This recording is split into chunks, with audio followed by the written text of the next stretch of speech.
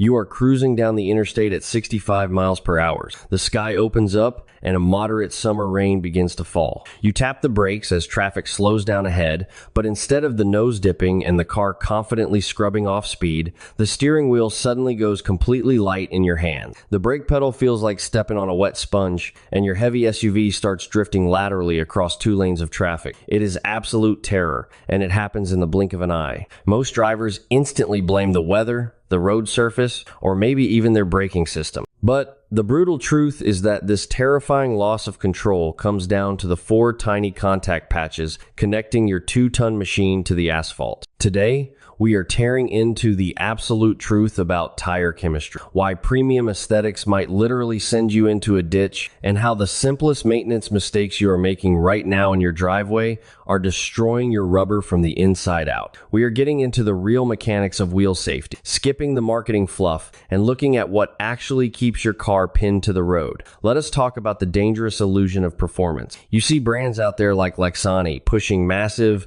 aggressive-looking wheels and tires. They market themselves as ultra-premium, high-performance upgrades for your ride. You might bolt a set onto your Dodge Charger Scat Pack or your BMW M3, thinking that aggressive tread pattern is going to bite the pavement. But beneath that flashy marketing is a terrifying chemical reality. Independent tire chemists like Dr. Kevin Strauss over in Portland have completely dissected these budget performance tires, and the findings are shocking. The secret to actual grip, especially on wet roads, is a compound called silica. True performance tires are packed with it, but cheap brands cut costs by slashing the silica content in half, replacing it with cheap carbon black and synthetic fillers. This means that while the tire looks great on day one, the rubber compound is fundamentally flawed. Testing has shown that these budget tires can require an additional 19 feet of stopping distance during an emergency 60 miles per hour braking scenario compared to a legitimate baseline tire.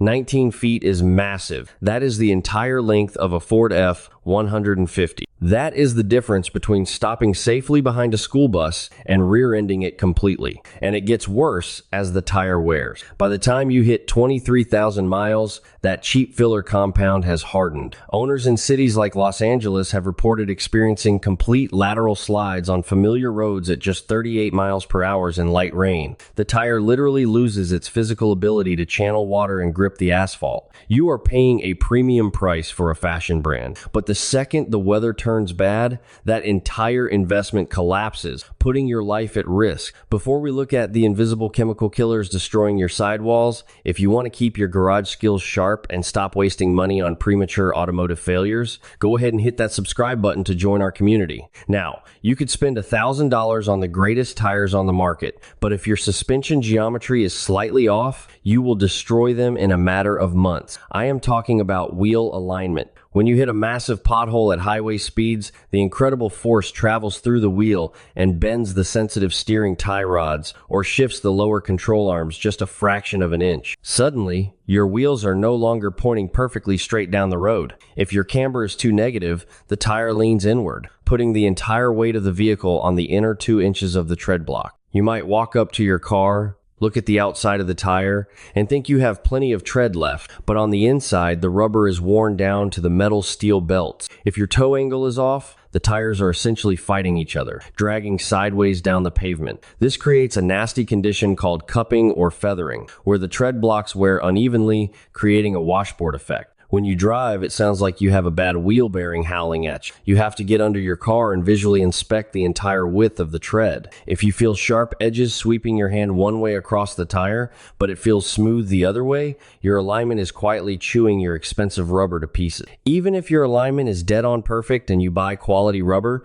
where you park your vehicle is secretly determining how long those tires will survive. Rubber is an organic compound, and it absolutely hates ultraviolet light. When you leave your car parked outside in direct sunlight day after day, the UV rays bombard the rubber molecules, causing the essential oils and plasticizers inside the tire to evaporate and break down. We call this dry rot. It usually starts as incredibly fine, microscopic cracks running along the sidewall, right near the bead or between the tread blocks. Over time, in hot climates, those micro cracks deepen and the rubber turns stiff and brittle. The sidewall of a tire is designed to flex heavily thousands of times a minute as you drive down the road. It has to absorb the shock of the pavement. When it loses that elasticity from sun damage, the structural integrity of the tire is completely compromised. You could have a tire with 80% of its tread life remaining, but if the sidewalls are spiderwebbed with dry rot, hitting a sharp expansion joint on the highway could trigger an instantaneous blowout. If you cannot park in a garage, taking the time to cover your tires with protective covers,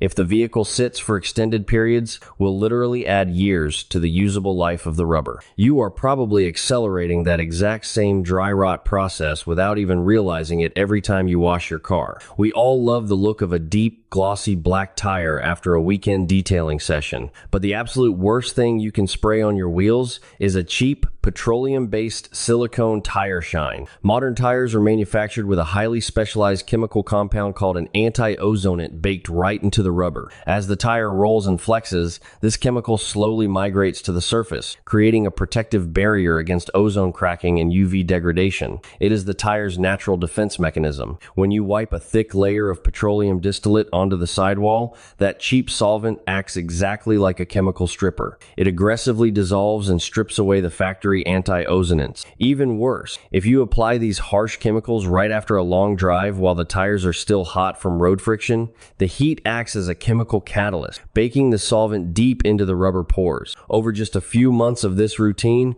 you are chemically aging the tire. It will start turning a nasty, chalky brown color, and the sidewall will begin to crack heavily. You are destroying the structural safety of the tire just for a temporary wet look. You must switch to a high-quality water-based UV blocking dressing, and you should only ever apply it when the rubber is completely cold to the touch. Before I reveal the single greatest mechanical secret to removing a flat tire on the side of the road without snapping a wheel stud in half, make sure you are subscribed so you never miss these advanced garage tricks. Let us picture a terrible scenario. You get a flat tire at midnight on a dark, rainy highway. You get the jack under the car, you grab the lug wrench, and you put all your body weight on the lug nut, but it simply refuses to budge. The galvanic corrosion between the steel wheel stud and the alloy lug nut has essentially cold welded the two metals together. In a panic, you jump on the wrench, and with a sickening snap, you break the wheel stud completely off the hub. Now you are calling a tow truck. This nightmare is completely preventable with a tiny bit of anti-seize compound, but you have to apply it with absolute precision.